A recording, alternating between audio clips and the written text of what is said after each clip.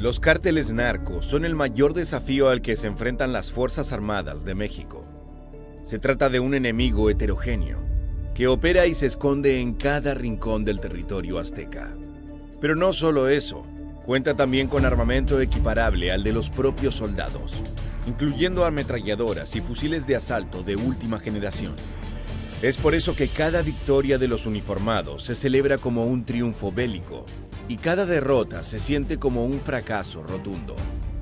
En julio de 2023, Coahuila, uno de los estados del país azteca, fue epicentro de batallas brutales entre el ejército y el cártel del noreste, un frente criminal heredero de los brutales Zetas.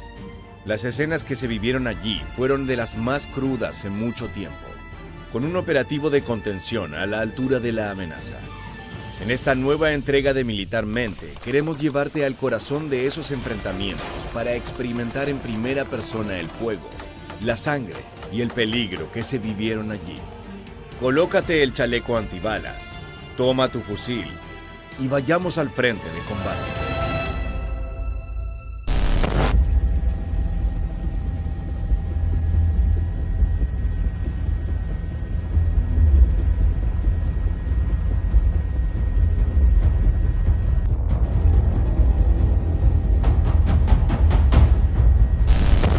Las imágenes aéreas que acabamos de ver no corresponden a una zona de guerra, o al menos no a una región en conflicto bélico convencional.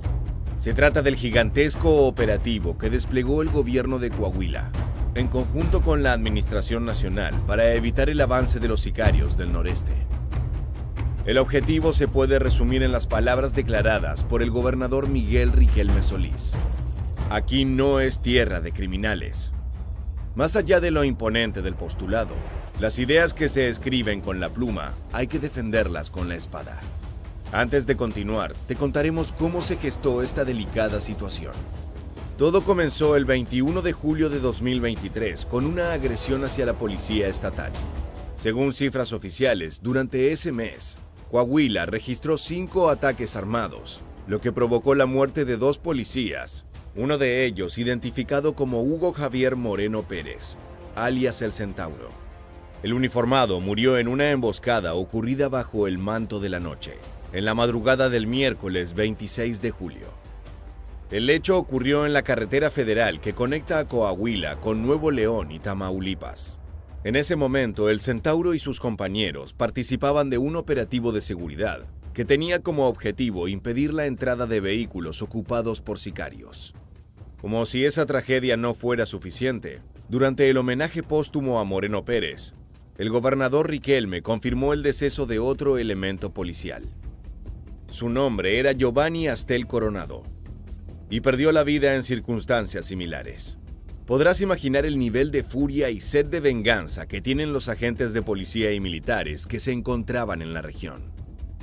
En el transcurso de 2 días, perdieron a 2 compañeros a manos de criminales. Como te adelantamos en la introducción, el principal hacedor de esta violencia es el Cártel del Noreste, el cual emplea tácticas de guerrilla para lograr golpear con dureza a los hombres de la ley. Sus métodos son salvajes, tanto así que las palabras no alcanzan para describir la desesperación vivida tanto por los oficiales como por los civiles.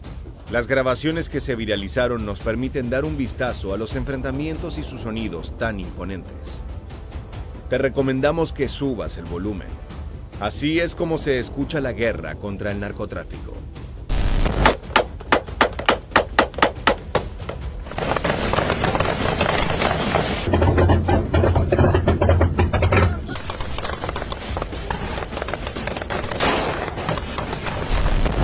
El sonido del armamento semiautomático es todo lo que necesitamos para entender el nivel de peligro al que se enfrentan los soldados de México. Si bien los policías y marinos cuentan con plataformas poderosas, más adelante analizaremos este punto en particular. Del otro lado, hay sicarios bien armados y preparados para combatir por el territorio. Luego de las primeras jornadas de hostilidades, el 27 de julio de 2023 se concretó la aprehensión de vehículos, dinero y 2 civiles armados. De acuerdo con las autoridades, los detenidos no participaban de manera directa, pero estaban vinculados al Cártel del Noreste. Según se informó, Su rol era el de halcones, una posición bastante baja dentro de la jerarquía narco. El halconeo es el trabajo de vigilar las calles, recolectar información y dar seguimiento a las actividades del enemigo, ya sea otro cártel o fuerzas policiales. Al estar expuestos y poner la cara para llevar a cabo su tarea, estos hombres están en constante riesgo de ser reconocidos y eliminados. Es por eso que es una actividad frecuente para aquellos que quieren ingresar a las organizaciones narco. Ahora regresemos a las balaceras de Coahuila desde una perspectiva no tan frecuente. ¿Alguna vez te preguntaste qué se siente encontrarse en el interior de un vehículo blindado en medio de una balacera? De ser así, estás en tu día de suerte, ya que elementos de Marina registraron sus operaciones desde adentro de uno de los carros con los que recorrieron las calles en disputa.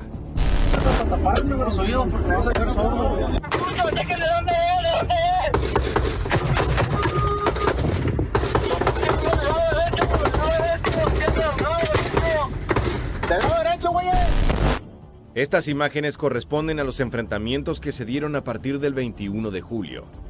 Sorprende cómo cambian los ánimos de un escenario a otro.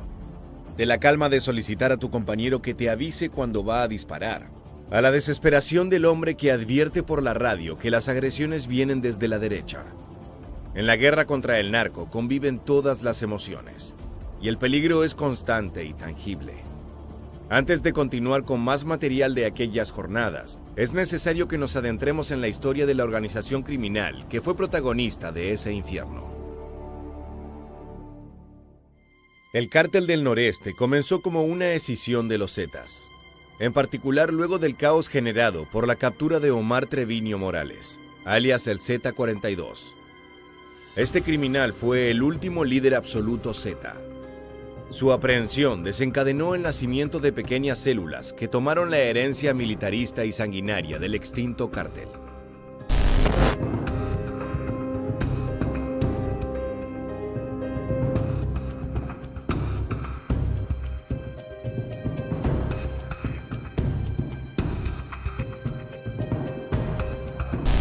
Lo que estás viendo en pantalla son imágenes de la detención y traslado del Z-42. Su aspecto era un misterio para el público general, por lo que su identificación requirió de un largo proceso de fotografías y exámenes físicos. La caída de este líder fue un evento que puso en jaque a todo el ecosistema criminal. Entre los nuevos jefes que surgieron, destacó de inmediato Juan Gerardo Treviño Morales, sobrino de Omar, quien se puso al frente de un enorme repertorio de actividades ilegales: secuestro, extorsión, robo de vehículos, trata de personas, narcotráfico, terrorismo, lavado de dinero y el manejo de la prostitución. Así es como se conformó el Frente del Noreste, el cual ostentó por años el control absoluto de Nuevo Laredo, su plaza principal. Su área de dominio se extendió mucho más allá de los límites de ese territorio, incluyendo partes de Tamaulipas, Nuevo León, Zacatecas, Morelos, San Luis Potosí y, por supuesto, Coahuila. Ese tipo de expansión territorial solo es posible mediante enfrentamientos armados constantes con las otras organizaciones que buscan plantar bandera. En algunos casos hablamos de cárteles mucho más grandes y poderosos, como el Cártel Jalisco Nueva Generación o el Cártel de Sinaloa, aunque los hombres de Treviño Morales siempre se hicieron respetar. Si sabes algo sobre historia narco, recordarás que una de las cualidades más temibles del Cártel de los Zetas era estar conformado por exoperadores militares y policías, hombres que conocían táctica bélica y eran proficientes en el uso de armamento pesado. Ese linaje fue continuado por el Cártel del Noreste, en particular por su brazo armado conocido como la Tropa del Infierno. Ese grupo comando fue creado por Juan Francisco Treviño, otro miembro del clan criminal, que se percató de la necesidad de contar con un brazo ejecutor para las misiones más arriesgadas. El armamento de esta tropa avernal proviene en su mayoría de armerías de Arizona y Texas. Es por eso que poseen plataformas tipo AR-15, pistolas Glock 17 y varios modelos de uso militar. Esto hace sospechar que las garras del Cártel del Noreste llegan incluso hasta Estados Unidos, ya que se necesita de una red muy importante para trasladar los cargamentos a través de la frontera. La Tropa del Infierno ha sido protagonista de algunos de los hechos más violentos de la historia mexicana reciente. Bajo el liderazgo de un hombre conocido como el Huerco, han empleado tácticas de guerra de guerrillas para emboscar y matar fuerzas militares y policiales. La brutal carta de presentación de este grupo comando ocurrió en Nuevo Laredo el 24 y 25 de marzo de 2018. Se trató de una ofensiva contra elementos de la Marina que estaban dispersados en distintas bases de la ciudad. El primer ataque sucedió en los cruces de la carretera a Monterrey. En esa ocasión, 6 elementos militares resultaron gravemente heridos y un capitán de la Marina murió por un impacto de un cartucho calibre .50. Disparado desde un Barrett M82. En el bando criminal, un sicario falleció al volcarse un vehículo, y se sospecha que otros fueron capturados y eliminados por los uniformados, aunque no hay confirmación al respecto. En esa misma jornada se registraron 2 emboscadas más, una que terminó sin heridos y otra que acabó con 3 sicarios abatidos. Este evento se conoció como el Topón del Diablo, y quedó marcado a fuego en la memoria de los operadores de la Marina. Ellos odian profundamente al Cártel del Noreste y lo demuestran en cada operativo en que tienen la oportunidad de darles cacería. Regresemos a Coahuila en julio de 2023. Durante los últimos días del mes, los combates fueron prácticamente constantes e involucraron tanto a oficiales como a agentes de la Marina. El video que veremos a continuación fue registrado durante una balacera acontecida bajo la luz del sol. ¡Comando! ¡Están tirando a sus 3! ¡Aquí lo cubro yo! ¡Vivo, vivo! ¡Están tirando a las 3, ¿Quiere más? ¡Chiqui! ¡Chiqui! ¡Tiro de 50! ¡Deje traigo! ¡Tiros de 50! ¡Tiros de 50!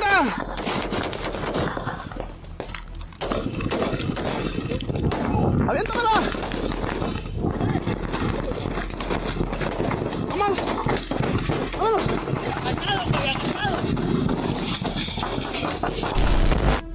El oficial que protagoniza este archivo pertenece a la Policía Especial de Coahuila, OPEC.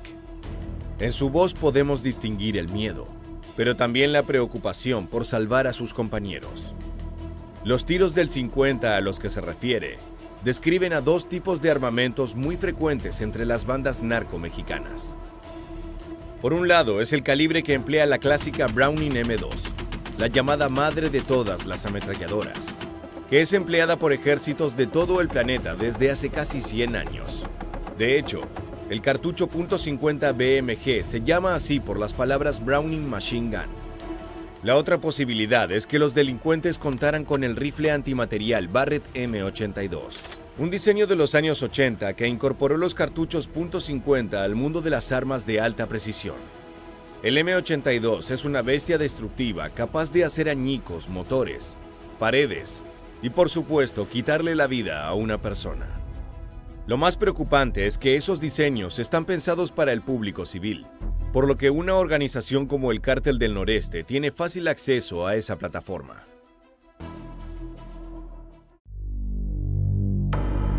Los soldados del país no solo cuentan con entrenamiento militar, sino que portan armamento de alto poder de fuego.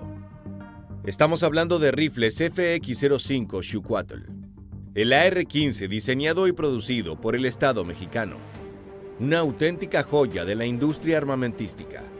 En su desarrollo se tuvieron en cuenta factores fundamentales como la variedad climática del país, la necesidad de un sistema de disparo confiable e incluso la altura y el largo de brazos del soldado mexicano promedio.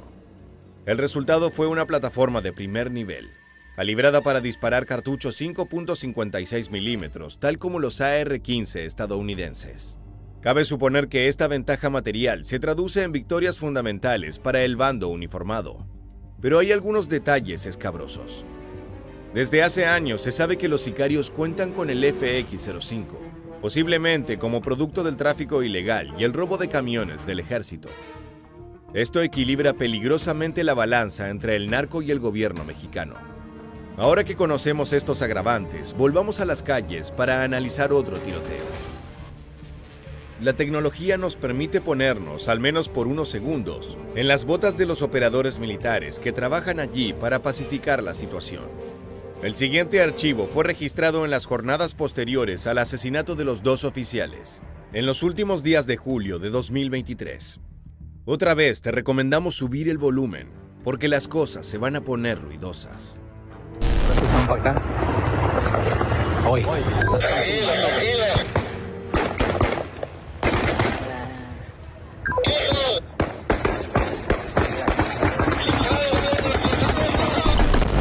La cadencia del fuego llega a tal punto que nos impide escuchar la radiocomunicación entre los oficiales. Los operadores están equipados con su uniforme táctico y chalecos antibalas, listos para el combate. Recuperando algo que sugerimos al inicio del video, parecen imágenes tomadas en zonas en guerra de Medio Oriente. En las imágenes también podemos ver los vehículos y el convoy de contención que buscaba evitar el ingreso de más sicarios a Coahuila. Evidentemente la estrategia fue exitosa, ya que los asesinos del cártel tuvieron que interceder de forma directa para romper ese retén. Pero las cosas no siempre resultan como las autoridades esperan. Durante estos tiroteos se vivieron momentos de alta tensión. Imagínate quedar expuesto a las balas del enemigo a tal punto que debes esconderte detrás de tu vehículo para evitar morir. Eso fue exactamente lo que experimentaron estos soldados.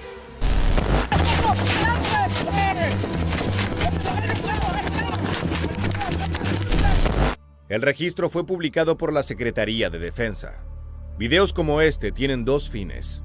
Por un lado, dejan asentada la situación que se vive en los focos más violentos del país. Por otro lado, ponen de relieve el heroísmo y la entrega de las tropas mexicanas.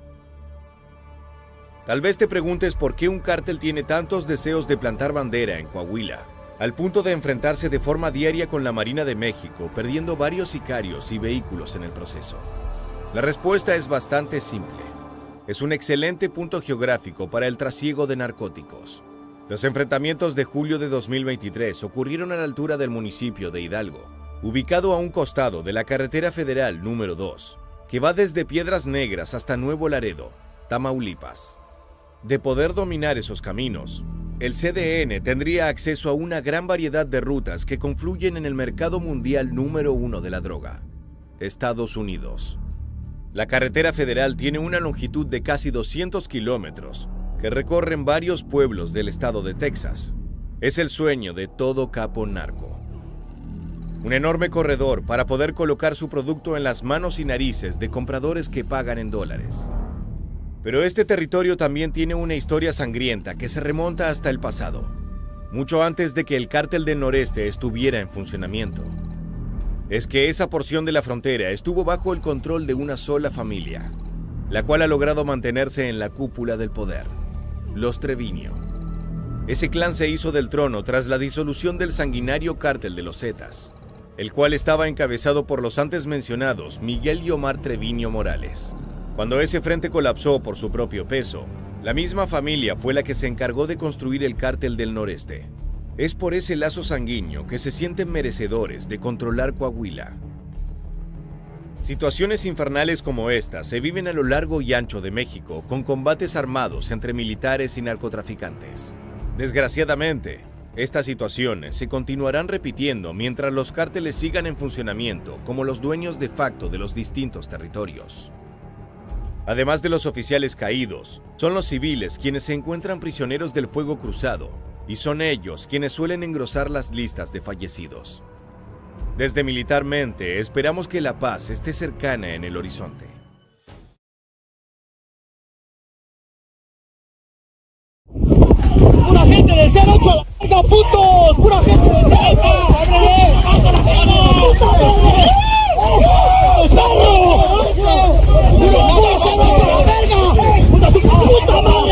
Lo que acabas de ver es una celebración del Cártel Jalisco Nueva Generación a plena luz del día, luego de capturar otra plaza en Michoacán. A estos hombres se enfrenta la justicia a diario. La vida de los oficiales de la policía mexicana está ligada a la violencia extrema y la posibilidad de morir de formas brutales con esos infames sicarios. Sin embargo, nadie espera que una simple labor de patrullaje pueda decantar en un fusilamiento a sangre fría, con un total de 13 uniformados muertos. Sus cuerpos terminaron repletos de cartuchos de alto calibre.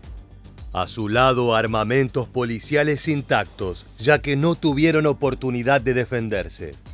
Los vehículos se encontraron incendiados y con pintadas de las 4 letras más infames de todo México: CJNG. En esta nueva entrega de Militarmente, vamos a contarte qué ocurrió aquella fatídica jornada de febrero de 2019 y cómo los sicarios del Mencho lograron aniquilar a un equipo de oficiales en cuestión de segundos. Te advertimos que es un video impactante y con archivos desgarradores. El estado de Michoacán tiene una historia sangrienta, ya que es hogar de numerosas organizaciones delictivas de gran importancia, desde la familia michoacana al CJNG, también conocido como el Cártel de las 4 letras. Esa variada fauna criminal ha dado lugar a guerras internas por el dominio del negocio, con cientos de víctimas civiles y policiales. Entre todos los focos de combate hay uno que destaca por la cantidad de balaceras y delitos morbosos que allí acontecen. Nos referimos al poblado de Aguililla, ubicado al suroeste del suelo michoacano. No es un territorio más, se trata de una de las principales fuentes de violencia en el estado, con enfrentamientos constantes entre el Cártel de Sinaloa y el Cártel Jalisco Nueva Generación.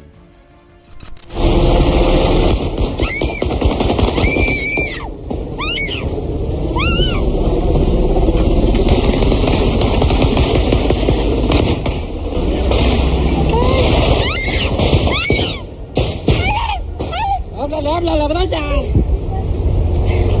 te vengas? ¿Dónde vas afuera? ¡Aquí! El archivo que acabamos de ver corresponde a una balacera ocurrida en abril de 2021, cuando un grupo familiar fue sorprendido por disparos semiautomáticos. De buenas a primeras, una simple jornada se transformó en un enfrentamiento. En medio del fuego cruzado se encontraban civiles que tuvieron que correr hasta sus casas para tener algo de seguridad entre tanto caos. Si bien los indicadores oficiales apuntan a que la situación en el poblado de Aguililla va mejorando, la opinión en las calles es muy diferente. Tanta sangre derramada y cartuchos disparados tienen un motivo. La ciudad al suroeste de Michoacán es un enclave estratégico para el trasiego de sustancias, por lo que quien domina esa zona es dueño de rutas comerciales con valores multimillonarios. Además, por si faltaba un detalle más para convertir a ese poblado en el epicentro de la delincuencia mexicana, es la tierra natal de Nemesio Oseguera Cervantes, alias El Mencho, fundador y líder del CJNG. Es por eso que en esa región son comunes los operativos policiales, pero también lo son las violentas emboscadas narco para contrarrestar esas medidas. Sin embargo, hay un ataque delictivo que destaca por sobre el resto debido a su letalidad. El 14 de octubre de 2019 es una fecha que quedará entre las páginas más oscuras de la historia mexicana. En aquella jornada, elementos de seguridad recibieron la orden del jefe regional de la Policía de Michoacán para realizar un operativo en el municipio de Aguililla. No se trataba de un despliegue a gran escala. Su deber era vigilar el área y reportar cualquier situación extraña o edificación reciente que se pudiera utilizar como laboratorio de producción de drogas sintéticas. Desgraciadamente, el equipo de policías era parte de una trama más grande orquestada por el Cártel Jalisco Nueva Generación. Parte de la requisa se llevó a cabo en las inmediaciones de la comunidad del Aguaje, ubicada en la región de Tierra Caliente. Cuando se acercaban al poblado, los agentes fueron interceptados por una emboscada narco. Desde cada flanco recibieron una lluvia de fuego intensa y constante. Ninguno de los uniformados estaba preparado para semejante demostración de violencia. El elemento sorpresa fue clave para causar un daño increíble sobre los objetivos. Los cuerpos de los agentes fueron penetrados por proyectiles calibre 5.56 provenientes de rifles tipo AR-15. pero también por la gigantesca munición .50 disparada desde unos Barrett M82. Ese armamento puede volar una extremidad de un solo impacto o transformar a una persona en una montaña de huesos y carne con una breve ráfaga. Si bien el ataque duró pocos minutos, fue tiempo suficiente para que uno de los oficiales llamase al destacamento local para solicitar ayuda inmediata. El registro es realmente fuerte. Su voz quebrada demuestra el miedo y el dolor al que estuvieron expuestos los hombres. La Fiscalía General de la Nación liberó los archivos durante las investigaciones, helando la sangre de todos los mexicanos. Caucho, la aguililla, Caucho, heridos, X13, Caucho, K5 en la aguililla, X13. Como te anticipamos, el uniformado pidió ayuda inmediata. Pocas cosas son más desesperantes que suplicar por un apoyo que sabes no puede arribar a tiempo para evitar tu muerte. Incluso si el destacamento local hubiese actuado de inmediato, tenía un tramo considerable hasta llegar al aguaje para defender a sus compañeros. Lo terrible de esta llamada no solo es la voz del interlocutor, sino lo que se escucha atrás. Ese fuera de campo nos da un contexto horripilante, con gritos desgarradores y constantes disparos que suenan cada vez más cercanos. Gracias a este registro y a los casquillos encontrados en la escena del crimen, las autoridades pudieron determinar con precisión los armamentos utilizados y el número de atacantes que participaron de la emboscada. Más adelante te detallaremos sus nombres y su rol dentro del cártel Jalisco Nueva Generación. Luego de la ofensiva armada, los sicarios del CJNG se aproximaron a los heridos para golpearlos y humillarlos. En ese momento incendiaron algunas de las patrullas para bloquear el camino. Además, dejaron algunos carteles que hacían referencia al grupo del Mencho y en los cuales se amenazaban a figuras políticas y del mundo de la justicia. Esto dejó en evidencia que el crimen organizado está fuertemente entrelazado con las autoridades y que son estas quienes dan lugar a emboscadas de semejante violencia. Al llamado de auxilio de los elementos respondió un grupo de patrullas locales que fueron lo más rápido posible para rescatar a sus compañeros. Uno de los registros más desgarradores de todo el evento fue tomado por parte de los uniformados que transportaban a un sujeto herido.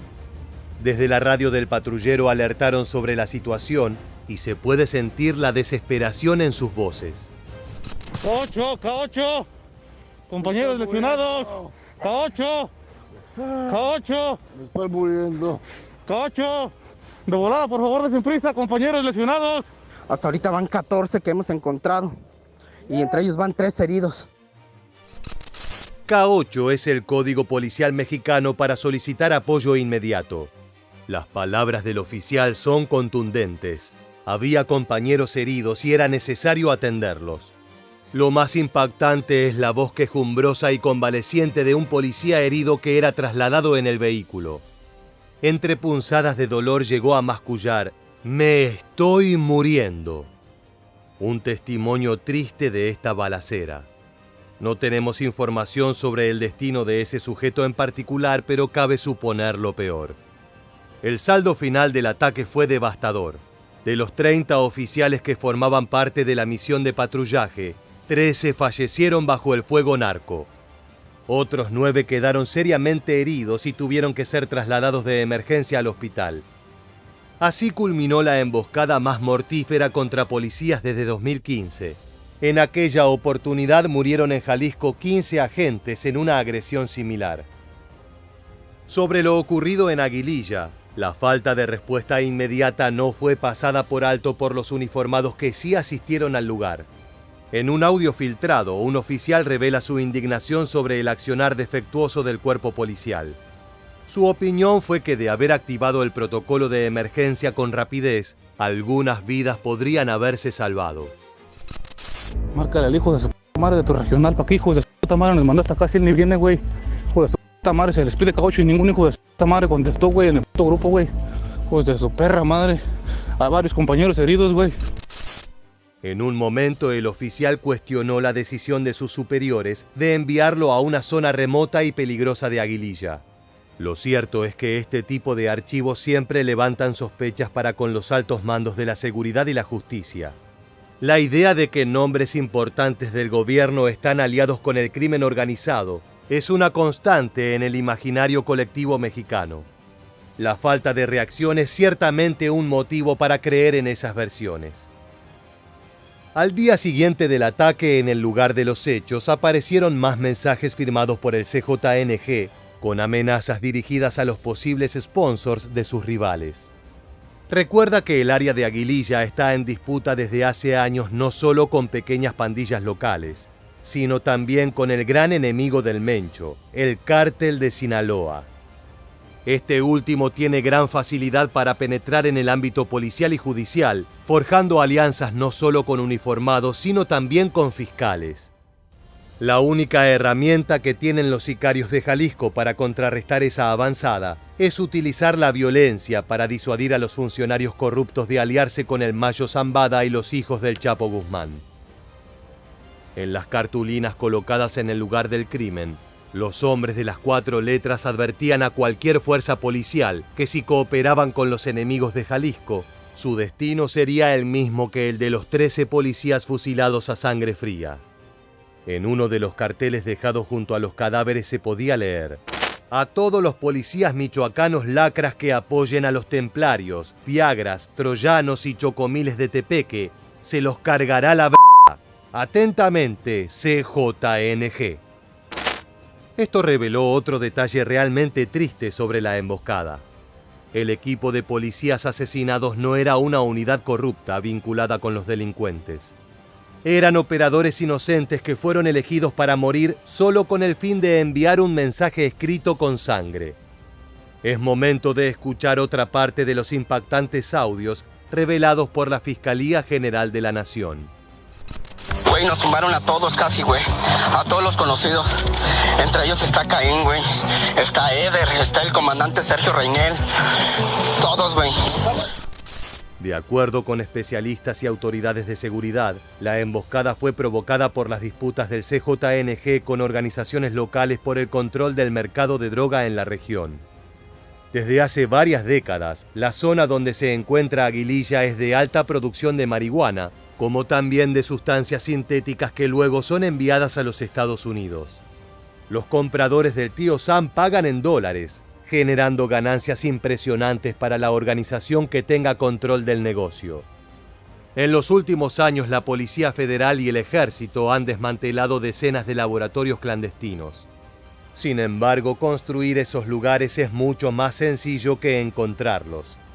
Cualquier espacio alejado en las sierras o la selva es apropiado para armar un laboratorio al mejor estilo Breaking Bad.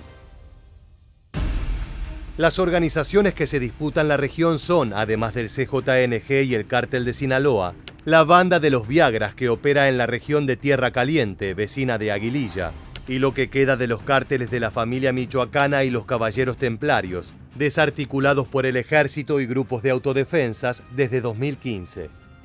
Ya no sostienen los mismos nombres, pero muchos de sus integrantes son los mismos sicarios que conformaron esos frentes. En esta batalla, las corporaciones policiales quedan en el medio y en algunos casos las organizaciones las acusan de colaborar con sus rivales. Teniendo en cuenta quiénes eran los principales referentes del Cártel Jalisco Nueva Generación, fue posible establecer los nombres de quienes orquestaron el atentado. En primer lugar, hay que hablar de Miguel Fernández, alias el M2. Desde 2014, este sujeto fungía como mano derecha del Mencho, liderando operaciones en diversas zonas de Michoacán. A sus órdenes tenía a un verdadero pelotón de sicarios bien armados y preparados para la lucha, sin importar qué enemigo se encontrase del otro lado. En 2020, el M2 fue entrevistado por medios norteamericanos y frente a cámara expresó su visión del negocio. Simplemente soy un comandante aquí en la región de Michoacán, comandante aquí del Cártel Jalisco Nueva Generación. Estamos apoyando y estamos en la lucha por liberar los pueblos de nosotros. Somos gente de aquí de las áreas y nos interesa pues, seguir haciendo lo que estamos haciendo y terminar con lo que estamos haciendo. Como es frecuente, estos delincuentes se ven a sí mismos como soldados en una guerra legítima, y no como hacedores de la violencia que acaba con miles de vidas inocentes. Por su probada capacidad es que cuando se hizo necesario amedrentar a la gente de Aguililla, el M2 fue el encargado de orquestar la masacre.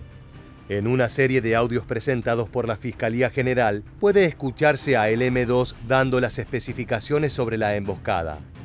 El criminal hizo especial énfasis en que el fusilamiento fuese salvaje, para así dejar un mensaje claro a la seguridad estatal.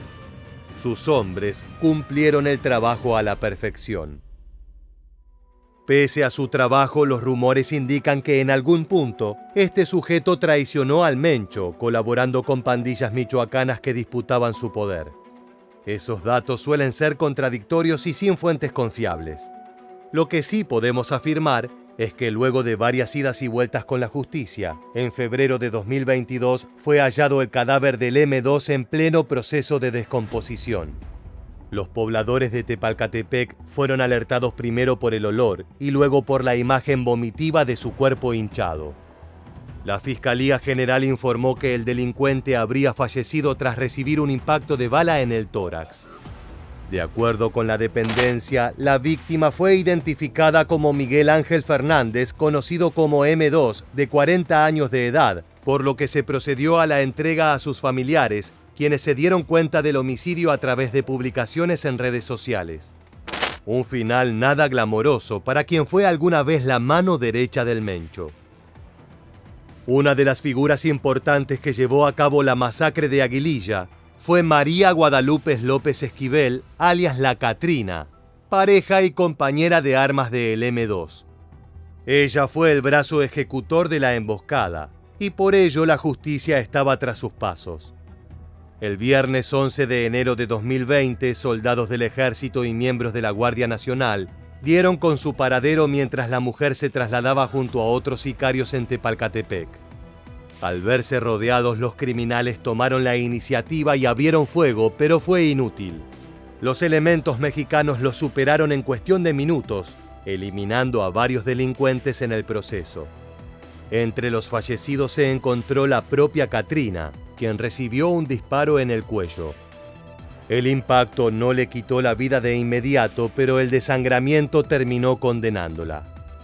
Si bien los uniformados la trasladaron de inmediato a un centro de salud, no fue posible salvar a la autora material de la masacre de Aguililla. El video que veremos a continuación fue registrado durante ese operativo. La mujer que aparece en pantalla es la mismísima López Esquivel durante sus últimos instantes de vida. Tranquila, mija, ya viene el helicóptero por ti. Ya viene el helicóptero. Tranquila, hija, tranquila. Vas a estar bien. Trata de aguantar, ¿eh? El uniformado intentó calmar a la sicaria, pero sus palabras de tranquilidad no fueron suficientes.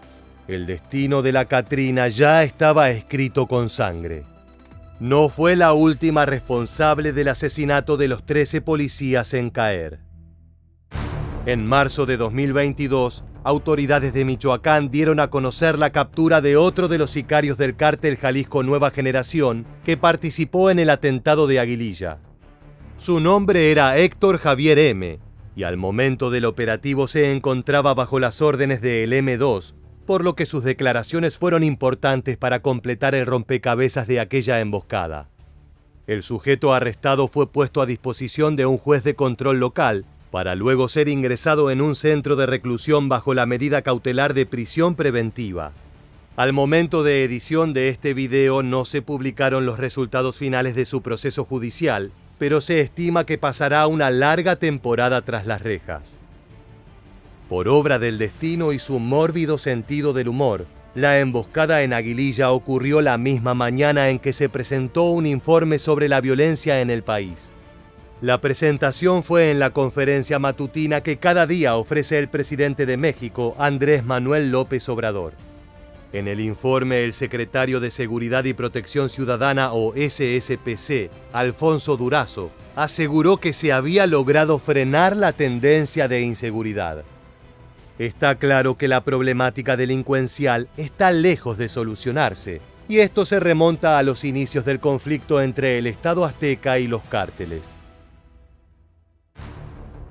En 2006, el entonces presidente Felipe Calderón declaró en Michoacán la guerra al narcotráfico, lo que implicó operaciones militares contra las grandes organizaciones delictivas.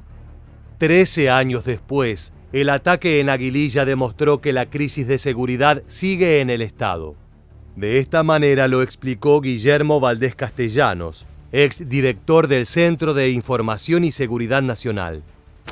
Estamos frente a un evento donde el crimen organizado puede emboscar de esa manera a 13 policías sin que puedan meter las manos. Desgraciadamente, aquella ofensiva de 2019 no fue la última de su tipo. Mientras las autoridades sigan asociadas con los capos narco, colaborando con sus actividades y percibiendo coimas jugosas, la situación crítica de México no cambiará. Hasta entonces, la muerte de los 13 oficiales continuará siendo en vano.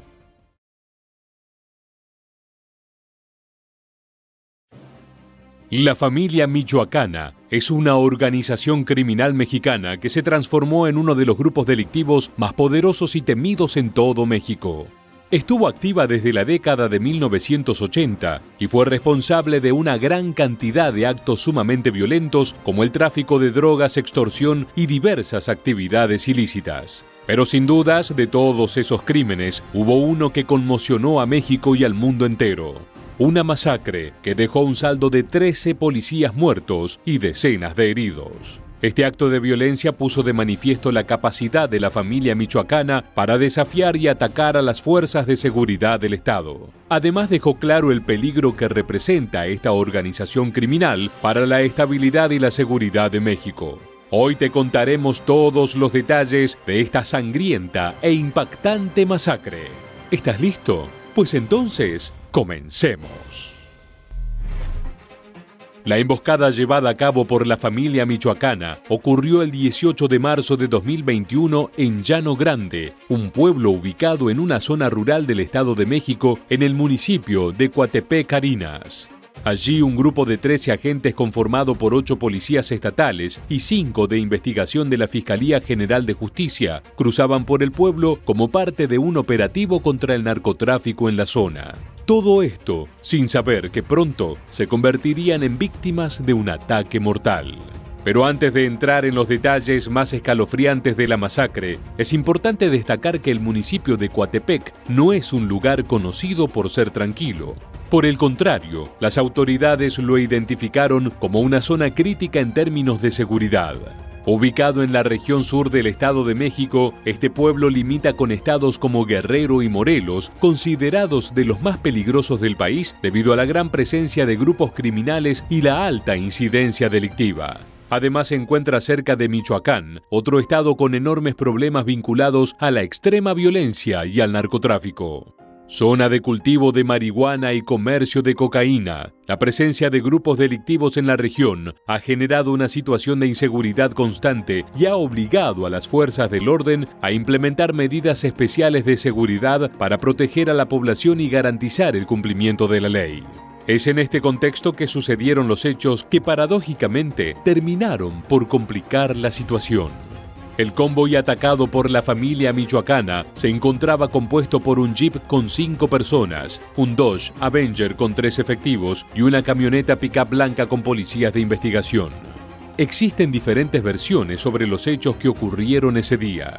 Una de ellas sugiere que los sicarios se camuflaron en un campo de maíz aprovechando las hojas secas y abultadas como cobertura. Los ataques sucedieron alrededor del mediodía y la balacera se extendió por al menos media hora.